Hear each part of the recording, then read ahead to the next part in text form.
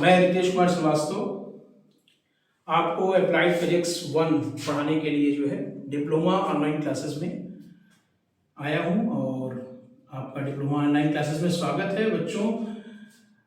हम जो है आप डिप्लोमा में एडमिशन लिए हैं जिसका मेन पर्पस जो है वो कहीं ना कहीं जो है इंजीनियरिंग को कंप्लीट करना है और इंजीनियरिंग में आपकी कोई भी ब्रांच हो, सारे ब्रांचेस में जो है अप्लाइड फिजिक्स की क्लासेस जो है वो चलती हैं। अप्लाइड फिजिक्स पढ़ने में के लिए जो है एक one of the most important subject है इंजीनियरिंग का, जिसके जरिए आप अपने इंजीनियरिंग का बेसिक्स तैयार करते हैं और फंडामेंटल इंजीनियरिंग का एक फंडामेंटल होने के चलते आपके पूरे कोर्स में बहुत ज़्यादा इम्पॉर्टेंट रोल जो है वो प्ले करेगा। इस पूरे कोर्स को, चूंकि ये जो प्लान है वो है हमारा क्रैश कोर्स चलाने का, तो क्रैश कोर्स चलाने के लिए जो चीज़ें ज़रूरी हैं वो ये है कि सबसे पहले कि अपने पास टाइम कम है और एग्जामिनेशन जो है अपने नज़दीक है। कम समय में पूरे सिलेबस को कवर करना है और पूरे सिलेबस को कवर करने के लिए अगर हम लोग बात करें तो जो चीज़ें इंपॉर्टेंट हैं या जिस तरह के क्वेश्चंस आते हैं उन सबको पढ़ा जाए और जल्द से जल्द कोर्स को जो है वो हम लोग क्या करें, कंप्लीट करें। इसके लिए सबसे पहले ये जरूरी है कि हम ये समझ लें कि हमारा पेपर आता कैसे है, हमको उनमें चीजें कौन सी पढ़नी है। तो ये जो पूरा एक आपका लेक्चर होगा ये पूरा इसी पे बेस्ड है कि आपका पूरा कोर्स क्या है, इस कोर्स में से कौन से टॉपिक्स इंपॉर्टेंट हैं, किस टॉपिक से क्वेश्चन ज्यादा आते हैं, किस तरह के न्यूमेरिकल आते हैं, किसमें न्यूमेरिकल जो है वो सीधे फार्मूला बेस्ड वैल्यू पुट किया और आंसर आ गया और किसमें जो है थोड़ा सा ट्रिकी टाइप का आता है। ये सारी चीजों का डिस्कशन जो है हम लोग इस पूरे क्रैश कोर्स में करेंगे। इसी तरह से एक चीज और इम्पॉर्टेंट है कि अगर आप सिलेबस को पढ़ रहे हैं तो उसमें क्वेश्चंस किस तरीके से जो है वो टॉपिक्स के बनते हैं। इसके अलावा ये भी बहुत जरूरी है कि हम ये जाने कि क्वेश्चन कैसे आते हैं और कितने नंबर के क्वेश्चन आएंगे किस पोर्शन से। तो आइए इस पर डिस्कस करते हैं। जो सबसे पहला चीज है वो ये है कि इस पूरे अप्लाइड फिजिक्स 1 में आपको 7 चैप्टर्स पढ़ने हैं। कौन कौन से हैं?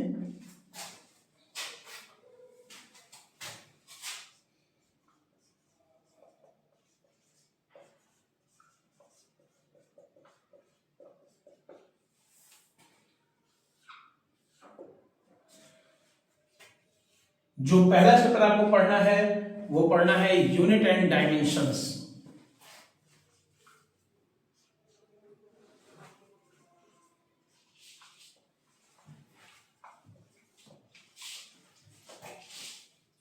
जिसे हम कहेंगे मात्रक एवं विमाएं। ये वाला पहला चैप्टर होगा मात्रक एवं विमाएं, यूनिट्स एंड डायमेंशन। और इस पूरे चैप्टर का जो पर्पस है वो ये है कि इंजीनियरिंग के कोर्स में या एक इंजीनियर को जो है वो किस तरीके से जो है अपने जनरल लाइफ से लगाए अपनी इंजीनियरिंग लाइफ में कहाँ कहाँ पे यूनिट्स की रिक्वायरमेंट होगी, कहाँ पे मात्रक की जरूरत होती है और इसके अलावा जो है किस तरह से हम जो है डायमेंशंस का यूज करते हैं, डायमेंशंस के क्या रोल होंगे, ये सारी चीजें हम लोग इस चैप्टर में पढ़ेंगे। दूसरा जो चैप्टर हम लोग पढ़ेंगे वो दूसरा चैप्टर आएगा फोर्स एंड मोशन।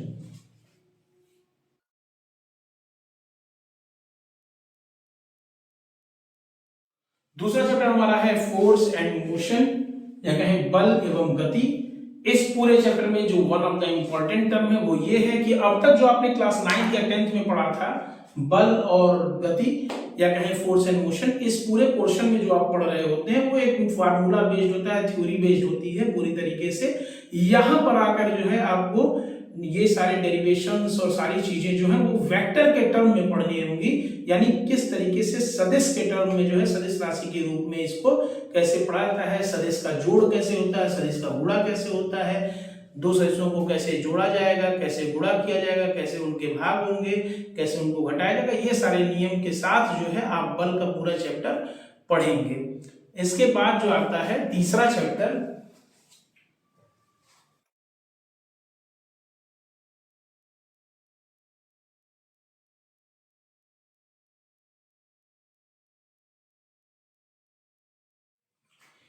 तीसरा चैप्टर हमारा है वर्क, पावर एंड एनर्जी, कार्य, शक्ति और ऊर्जा। इस पूरे चैप्टर में ये तीनों फिजिकल क्वांटिटीज के बारे में आप पढ़ेंगे कि कार्य क्या होता है, एनर्जी यानी ऊर्जा क्या है, पावर क्या होती है, शक्ति कैसे होती है, और इसके साथ साथ इस पे बेस्ड न्यूमेरिकल्स हर साल आते हैं और इस पे बेस्ड जो है थ्योरेटिकल पोर्शन भी हर साल आते हैं। इसके साथ साथ एक चीज जो बहुत इंपॉर्टेंट है वो ये है कि इसमें एक ऐसा टॉपिक है वर्क एनर्जी थ्योरम या कहें कार्य ऊर्जा प्रमेय, जो पिछले कई सालों से लगातार हमारे पेपर में आ रहा है, तो इसको हम लोग अच्छे से पढ़ेंगे, इस पे बेस्ड न्यूमेरिकल लगाएंगे। इसके साथ साथ जो है वो मैकेनिकल एनर्जी यानी कि यांत्रिक ऊर्जा क्या होती है और यांत्रिक ऊर्जा के प्रकार क्या होते हैं, ये सारा पोर्शन जो हम लोग यहाँ पे पढ़ा जाएगा और इस पे बेस्ड न्यूमेरिकल्स लगाए जाएंगे। इसके बाद जो अगला चैप्टर हम लोगों को पढ़ना है वो होता है रोटेशनल मोशन, घूर्णन गति।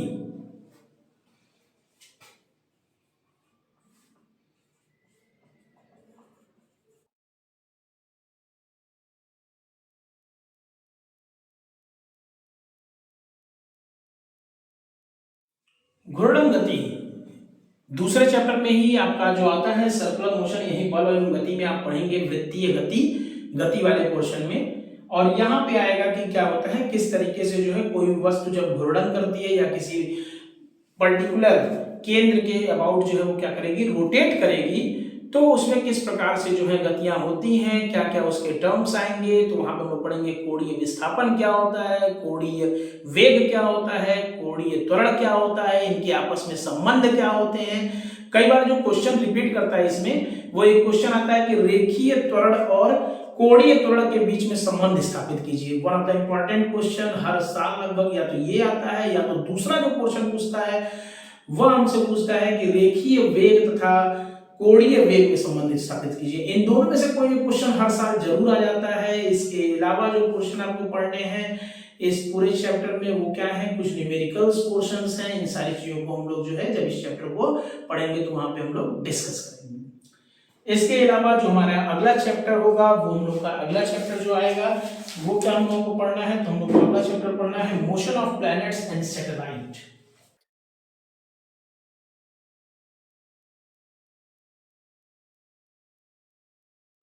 Motion of planets and satellite, Hindi में अगर कहें तो कहेंगे ग्रहों एवं उपग्रहों की गति।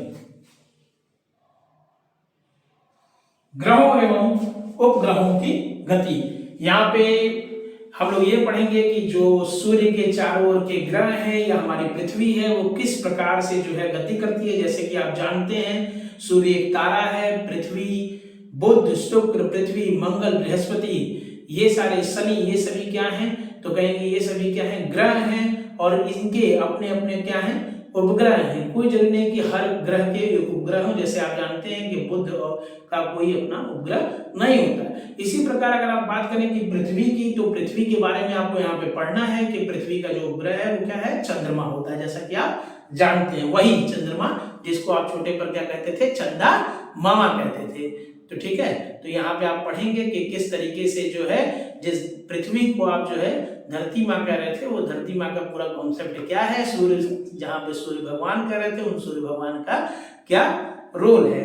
ठीक है, और इसमें आपको ये पता चलेगा कि किस प्रकार से हमारी पृथ्वी जो है वो क्या करती है, सूर्य का चक्कर लगा रही होती है। और बहुत इंटरेस्टिंग एक यहाँ पे टॉपिक आएगा जो आएगा केपलर्स लॉ, केपलर का नियम। ग्रहों के गति संबंधी जो है केपलर ने 3 नियम दिए थे, वो नियम हम लोग यहाँ पे पढ़ेंगे। और ये बहुत भी इंटरेस्टिंग चैप्टर है कि कैसे कैसे पृथ्वी सूर्य के नजदीक जब जाती है तो नजदीक जाने पर वह तेजी से गति करती है और जब वह दूर जाती है तो कैसे उसकी गति जो है वो कम हो जाती है। इस तरह एक हमारी थ्योरी है जो इसमें हम लोगों को पढ़नी है और ये बहुत ही अच्छी थ्योरी है, बहुत इंटरेस्टिंग चैप्टर है। और इस चैप्टर के साथ जो है थोड़े छोटे मोटे इसके न्यूमेरिकल्स जो है वो भी नन्हे मुन्ने से छोटे छोटे न्यूमेरिकल भी इसके साथ आएंगे। इसको भी हम लोग क्या करेंगे, सॉल्व करेंगे। ठीक है, और इसके बाद जो अगला चैप्टर हम लोग को पढ़ना रहेगा वो 6वां चैप्टर हम लोग का रहेगा प्रॉपर्टीज ऑफ मैटर।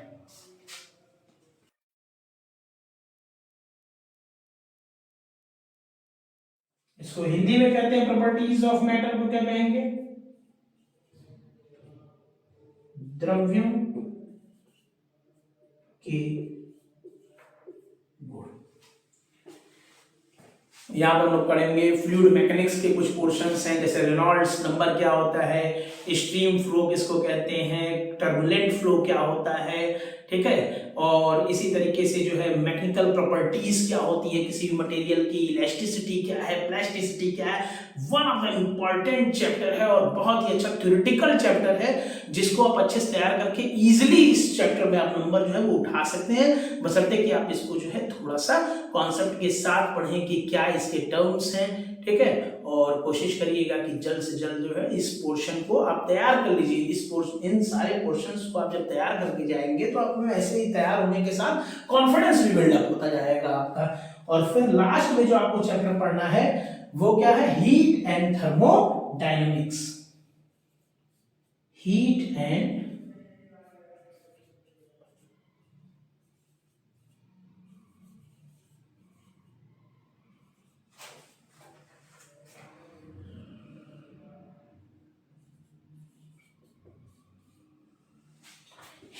थर्मोडायनेमिक्स, इसको हम लोग क्या कहेंगे, तो इसको हम लोग हिंदी में कहते हैं ऊष्मा एवं ऊष्मागतिकी। ऊष्मा एवं ऊष्मा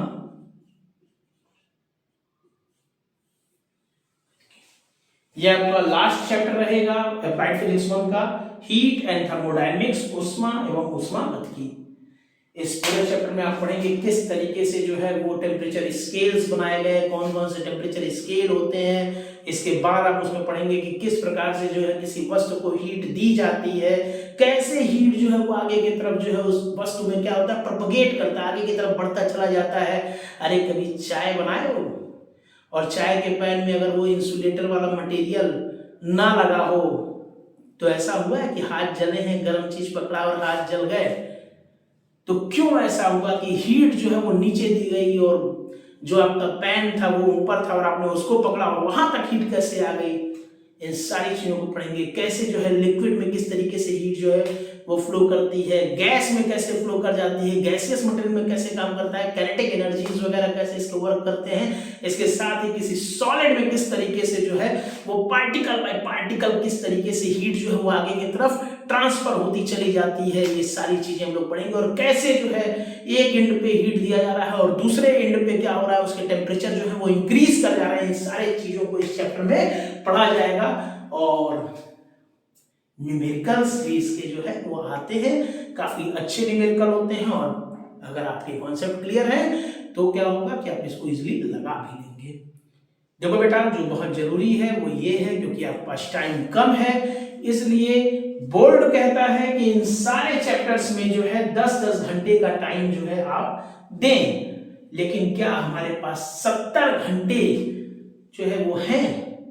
तो आपके जरा सोचिए कि क्या आपके पास 70 घंटे, आप किसी एक सब्जेक्ट को 70 घंटे अगर पढ़ेंगे तो आपके 5 सब्जेक्ट हैं, 350 घंटे। 350 घंटे का मतलब क्या हो गया कि आप 15 दिन लगातार पढ़ रहे हैं, सिर्फ पढ़ रहे हैं।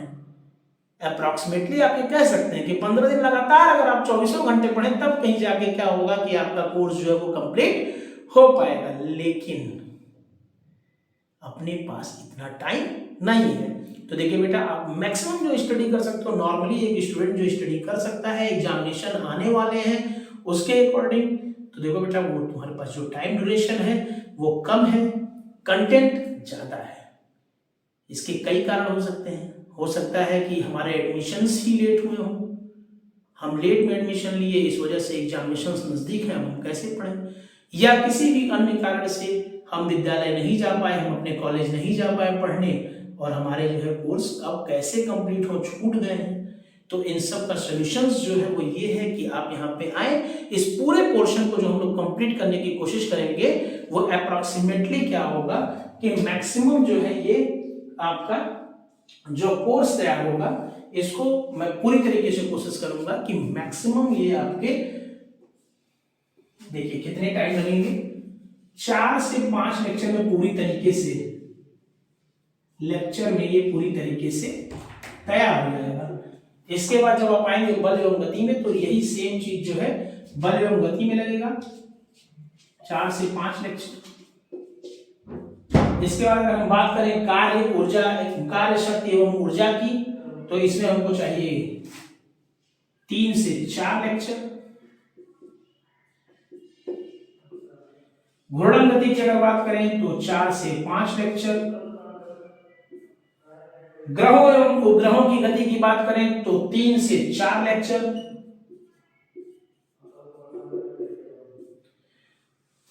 प्रॉपर्टीज ऑफ मैटर यानी द्रव्यों के गुण की अगर बात करें तो 3 से 4 मैक्सिमम।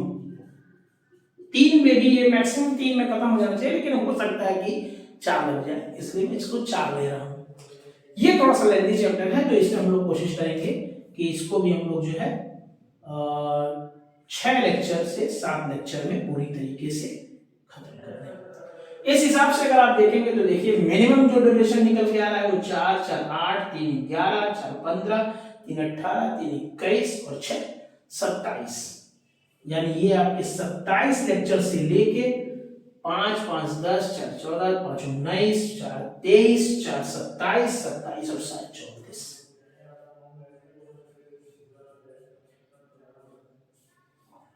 27 से 34 लेक्चर में क्या होगा, ये आपका पूरी तरीके से तैयार हो जाएगा। अगर आप ये जानना चाहते हैं कि एक लेक्चर के ड्यूरेशंस क्या होंगे, तो जिस मानक पे मैं ले रहा हूं वो 30 से 40 मिनट के बीच का जो है एक क्या होगा आपका लेक्चर होगा। तो 30 से 40 मिनट का अगर लेक्चर है तो उस हिसाब से अगर आप देखें तो ये आपका क्या हो जाएगा, तो कहेंगे कि यहां से अगर आप देख रहे हो और इसका एवरेज निकालें तो ये 30 लेक्चर आ रहा है। यानी आपका पूरा कोर्स जो है वो 15 से 17 घंटे के बीच में तैयार हो जाएगा। अगर आप चाहें तो इस कोर्स को अगर एक दिन में आप इसको इजीली पढ़ना शुरू करें और अब से अगर आप लगातार पढ़ें, 2 घंटे भी पढ़ेंगे तो 8 से 10 दिन में आपके ये पूरे चैप्टर्स जो हैं वो तैयार हो जाएंगे। फिजिक्स आपका 8 से 10 दिन से ज्यादा नहीं लगेगा। कैसे क्वेश्चंस आते हैं, मन में सवाल उठता है कि क्वेश्चंस आते कैसे हैं। अगर ये सवाल उठ रहा है तो बेटा तुम सही ट्रैक पे हो। ये सवाल तुम्हारे अंदर इन चैप्टर्स को और इस क्वेश्चन को जानने के बाद उठना चाहिए कि सर क्वेश्चंस कैसे आते हैं, पोर्शंस क्या होंगे, हमारे क्वेश्चन पेपर में क्वेश्चंस कैसे बन के आएंगे, किस तरीके से उसमें नंबरिंग होगी। तो इन सब पे भी हम लोग आगे चर्चा कर लेते हैं। आप ये 7 चैप्टर्स वीडियो को पॉज करके इन सारों चैप्टर्स के नाम अगर चाहें तो नोट कर लीजिए, कंटेंट किस तरीके से होंगे, कितने लेक्चर्स लगेंगे, उसके बाद हम लोग फिर आगे इस पे डिस्कशन करते हैं। और पॉज करने के लिए आपको मैं टाइम दे रहा हूं 1, 2, 3, 4, 5। चलिए आइए।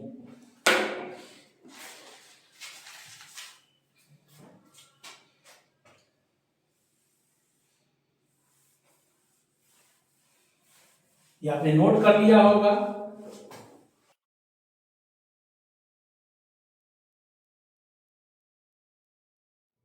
अब आइए हम लोग ये देखते हैं पेपर कैसे बनेगा। देखिए पेपर में जो है बेसिकली आपके क्या होंगे, 3 तरह के क्वेश्चन आते हैं। एक क्वेश्चन आता है 1 नंबर के, जिसमें क्वेश्चन जो है वो बिल्कुल वन लाइनर टाइप किया तो उसके आंसर होंगे, वन वर्ड टाइप आंसर होगा, या फिर ऑब्जेक्टिव क्वेश्चन होगा। ऑब्जेक्टिव कहने का मतलब कि वैकल्पिक, यानी एक क्वेश्चन दिया है और आप उसके साथ कौन बनेगा करोड़पति खेल रहे हैं। दूसरा क्या है कि उसके आंसर को आप जो है क्या कर सकते हैं, कुछ शब्दों में, जैसे 30 से 40 शब्दों में उसके थ्योरेटिकल क्वेश्चन है तो 2 नंबर का वो क्वेश्चन आएगा जिसमें आपको क्या करना रहेगा, 30 से 40 शब्दों में उसके आंसर को लिखना रहेगा, या तो इस तरह का क्वेश्चन होगा, या इसके अलावा अगर आप बात करें तो किस तरीके का क्वेश्चन होता है 2 नंबर में, तो वो आता है छोटे छोटे डेरिवेशंस आते हैं जिसको इजीली तैयार किया जा सकता है, और तीसरा फार्मूला बेस्ड न्यूमेरिकल्स।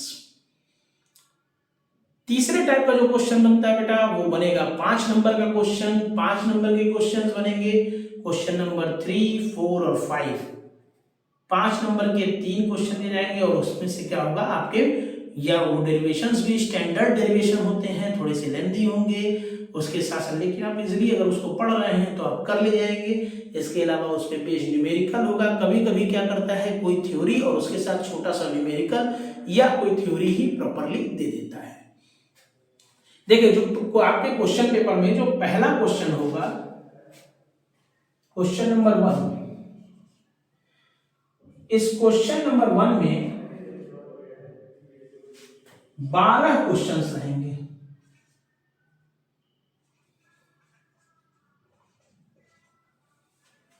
जो A B C D E F G H I J K L ऐसे करके 12 क्वेश्चन दिए रहेंगे। एक एक नंबर के ये सारे क्वेश्चन होंगे, तो 12 क्वेश्चन होंगे। इस 12 क्वेश्चन में से, ये 12 क्वेश्चन में से आपको जो अटेम्प्ट करना है, अटेम्प्ट ओनली 10 क्वेश्चंस, सिर्फ 10 क्वेश्चंस इसमें आपको अटेम्प्ट करने रहेंगे। 2 क्वेश्चन आप अपने हिसाब से कोई भी 2 क्वेश्चन छोड़ सकते हैं। जो क्वेश्चन आपको ज्यादा अच्छे से आएगा उसमें से कोई भी 10 क्वेश्चन आप, इस 12 में से 10 क्वेश्चन को आपको करना रहेगा पेपर में, और 2 क्वेश्चन आप छोड़ देंगे। ठीक है, इस 10 क्वेश्चन पे क्या होंगे, तो हर क्वेश्चन पे 1 मार्क फॉर 1 क्वेश्चन। 1 नंबर आपको मिलेंगे सही उत्तर देने पे 1 क्वेश्चन के।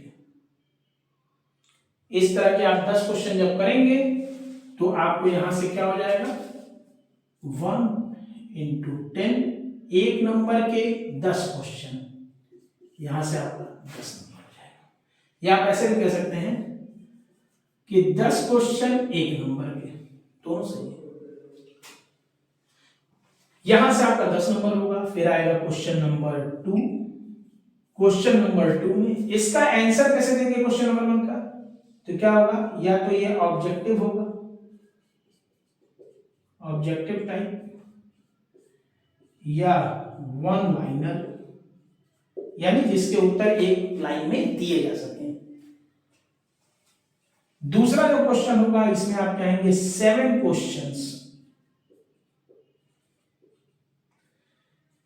ए B C D E F G, 7 question इसमें देगा। इस 7 क्वेश्चन को बेटा कैसे करना रहेगा, कितना करना रहेगा,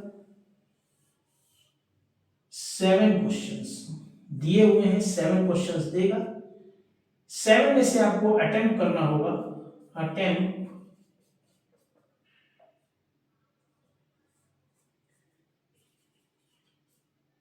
any 5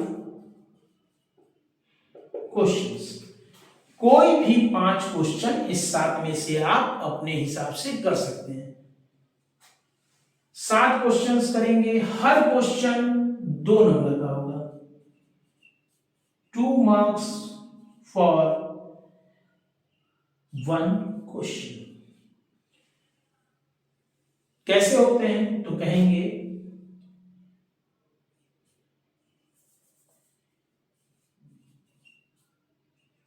easy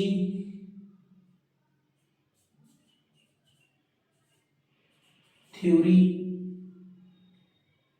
derivation and numericals. आसान, आसान मतलब आसान, बहुत टफ क्वेश्चन इसमें नहीं पूछता है। 2 नंबर के क्वेश्चन में अगर कोई थ्योरी भी देगा तो बहुत फार्मूला, आप कह सकते हैं बहुत ही डेफिनेशन बेस्ड थ्योरी देगा। कितना लिखना है ये भी अभी आपको बता देते हैं। इसी तरह से डेरिवेशन अगर कोई देता है तो वो कितना, बहुत इजी डेरिवेशन देता है, बहुत ही जो छोटे छोटे डेरिवेशंस हैं वो देता है। और क्या करता है, न्यूमेरिकल्स बिल्कुल फार्मूला बेस्ड देता है। अगर आप इसके 5 क्वेश्चन को अटेम्प्ट करते हैं तो आपके पास क्या हो जाएगा, 5 into 2 यानी 10 मार्क्स के ये क्वेश्चन आपके तैयार हो जाएंगे। यहां पे जो क्वेश्चन पूछता है किस चैप्टर से कितना पूछता है, तो लगभग 12 क्वेश्चंस होते हैं। पहले चैप्टर से 2 क्वेश्चन हर हाल में पूछता है, शुरू के 2 क्वेश्चन तो देता ही देता है, और लगभग हर चैप्टर से 2 questions from every chapter near about कह सकते हैं। आप सोच रहे होंगे कि दो चैप्टर के दो क्वेश्चन हमने पर चैप्टर से अगर दो क्वेश्चन आ रहा है तो सर 7 दूनी 14 हो जाता है। नहीं, यहां पर कहने का मतलब ये है कि किसी चैप्टर से एक और किसी चैप्टर से दो क्वेश्चंस पूछेगा। तो कहेंगे 1 और 2 questions from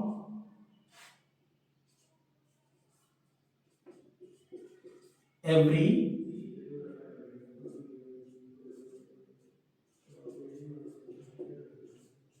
chapters, her chapter से एक या दो क्वेश्चन यहां पे क्या है, तो कहेंगे 1 क्वेश्चन फ्रॉम एवरी चैप्टर। अमूमन ऐसा देखा गया है कि हर चैप्टर से एक एक क्वेश्चन, 7 चैप्टर है 7 क्वेश्चन है। ये तो आपका 20 नंबर का क्वेश्चन ऐसे पूछता है। फिर आते हैं क्वेश्चन नंबर 3, 4 और 5 एक ही तरीके से पूछता है। क्या रहता है, क्वेश्चन नंबर 3, 4 और 5 एक ही पैटर्न पे पूछता है। 3 क्वेश्चंस देगा उसमें, ठीक है, ए बी सी, और 3 क्वेश्चन में क्या करना रहेगा, तो 3 क्वेश्चन में रहेगा अटेम्प्ट एनी 2 क्वेश्चंस। कोई भी 2 क्वेश्चन आप अपने हिसाब से इस ए बी सी में से कर सकते हैं। न्यूमेरिकल्स भी आते हैं, थ्योरी भी आती है, डेरिवेशन भी आता है। और इस तरीके के 3 तरीके के 9 क्वेश्चन, 3 क्वेश्चन में यानी 3 तरीके के 9 क्वेश्चन, तीसरे का ए, तीसरे का बी, तीसरे का सी, इसी तरह चौथे का ए, चौथे का बी, चौथे का सी, पांचवें का ए, पांचवें का बी, पांचवें का सी। आपको कैसे करना है, तीसरे का अगर आपने क्या किया, ए बी सी में से कोई भी 2 क्वेश्चन आप कर सकते हैं। यानी तीसरे का ए किए, तीसरे का बी किए, तो तीसरे का सी करने की जरूरत नहीं है। यही सेम चीज जो है, अगर चौथे में आप चाहें, आपको तीसरे चौथे का ए नहीं आ रहा है, आप बी किए, सी किए। इसी तरह से पांचवें में अगर आपको बी नहीं आ रहा है तो आप ए किए, सी किए। यानी क्या करना है, 3 में से कोई भी 2 क्वेश्चन करना है। ये लॉन्ग टाइप क्वेश्चंस होते हैं, लॉन्ग आंसर टाइप। ठीक, लॉन्ग आंसर टाइप होगा तो इसकी थ्योरी भी क्या होगी, थ्योरी लॉन्ग होगी। डेरिवेशंस भी स्टैंडर्ड आते हैं, और न्यूमेरिकल भी अच्छे आते हैं। मतलब कह सकते हैं कि थोड़ा सा दिमाग लगाना पड़ता है। इस तरह के क्वेश्चन जो आते हैं वो हम लोग देखेंगे भी, पिछले 5-7 सालों में जो आए हैं वो हम लोग पढ़ेंगे भी जब हम लोग इस क्रैश कोर्स को पढ़ रहे होंगे। इसमें भी आप कह सकते हैं कि 9 क्वेश्चंस हैं, चैप्टर 7 क्वेश्चंस 9। तो कैसे आता होगा, तो कह सकते हैं कि किसी चैप्टर से, यानी एक क्वेश्चन तो हर चैप्टर से आता ही आता है 5 नंबर का। इस हिसाब से आपके 7 क्वेश्चंस हो जाएंगे। 2 क्वेश्चंस आपके बचेंगे। जो 2 क्वेश्चन बनते हैं वो किसी चैप्टर के जो है 5 की जगह जो है एक क्वेश्चन की जगह पे 2 क्वेश्चन पूछ लेता है, 2 ऐसे चैप्टर्स हो जाएंगे।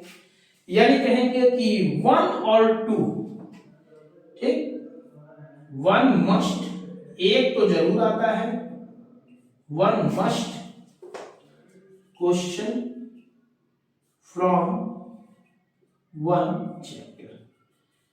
ठीक, और किसी भी 2 चैप्टर का क्या होता है, 2 क्वेश्चन, एक एक क्वेश्चन और रिपीट हो जाता है। यानी उसके 2 क्वेश्चन आए 5 नंबर के, और बाकी 5 चैप्टर्स के क्या हुए, एक ही क्वेश्चन है।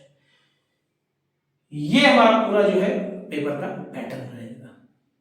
अब जरा देखना यहां पे कैसे आ गया नंबर, तो कहे 2 into 5 यानी 2 क्वेश्चन 5 नंबर के 10, और इस तरह के 3 क्वेश्चन into 3 यानी 30 नंबर।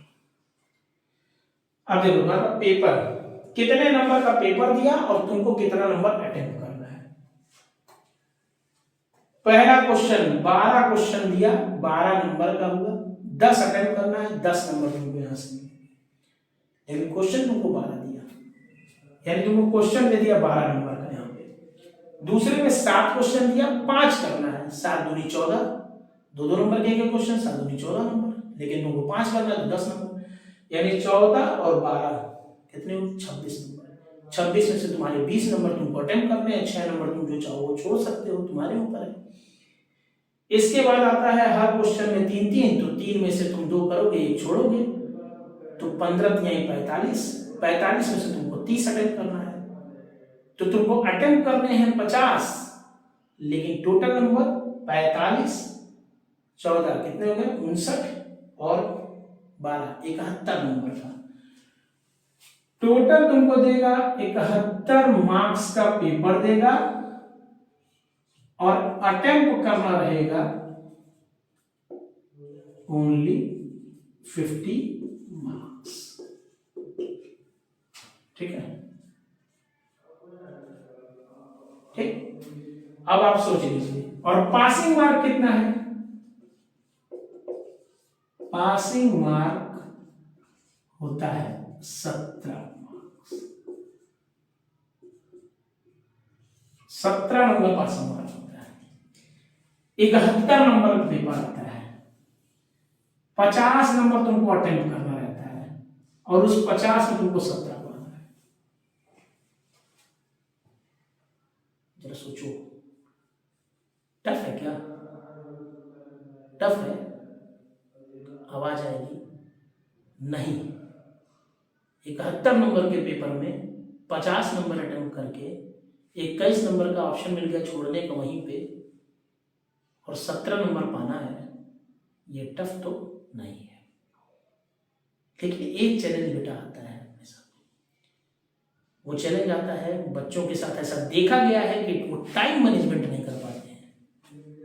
पेपर आपका आएगा 2.5 घंटे में, आपको ये पूरा पेपर जो है अटेम्प्ट करना रहता है, 2 hours and 30 minutes, यानी टोटल आपके पास 150 मिनट होंगे इस पेपर को अटेम्प्ट करने के लिए 50 नंबर में।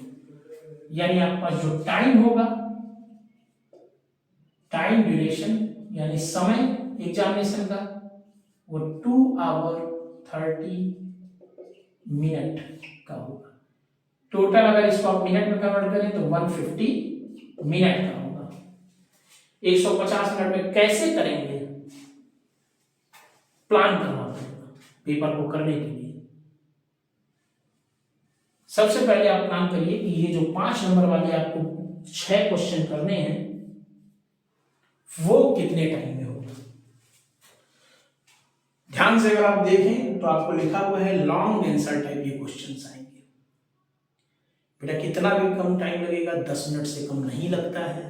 एक क्वेश्चन को अटेम्प्ट करने में आपको 10 मिनट का टाइम देना ही पड़ेगा। लेकिन आप मान के चलिए कि आप 12 से 15 मिनट दे रहे हैं अगर, तो कितना लगेगा। हम ये मानते हैं 12 मिनट का एवरेज,